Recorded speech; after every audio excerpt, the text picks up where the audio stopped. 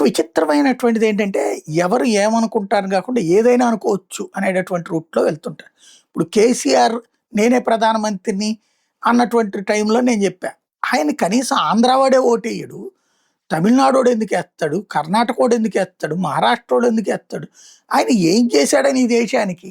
ఓ రాష్ట్రాన్ని ముక్కలు చేశాడు. దానికోసం ప్రాంతీయవాదాన్ని రెచ్చగొట్టాడు. ఒక రాష్ట్రంలోనే 2 వర్గాల మధ్యన సమన్వయం చేయలేనోడు దేశంలో ఉన్నోళ్ళందరిని సమన్వయం చేసి ఆయన ఎప్పుడు చేయాలి? ఆయన ప్రధానమంత్రి అవ్వడం ఏంటి అన్నట్టు నేను అప్పట్లోనే ప్రస్తావించాను.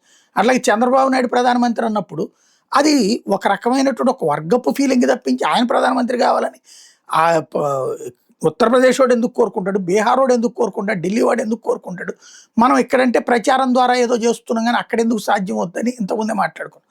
ఇప్పుడు తాజాగా మమతా బెనర్జీ బ్యాచ్ 2029లో మమతా బెనర్జీ ప్రధాని కావడం ఖాయం. మోడీ కూడా ఆపలేరంటూ సయానీ ఘోష్ చేసుకొస్తున్నటువంటి ప్రకటన. ఇంతకీ మోడీ ఆపాల్సిన పనేంటి? అసలు జనం ఆమెకి ఎందుకిస్తారు?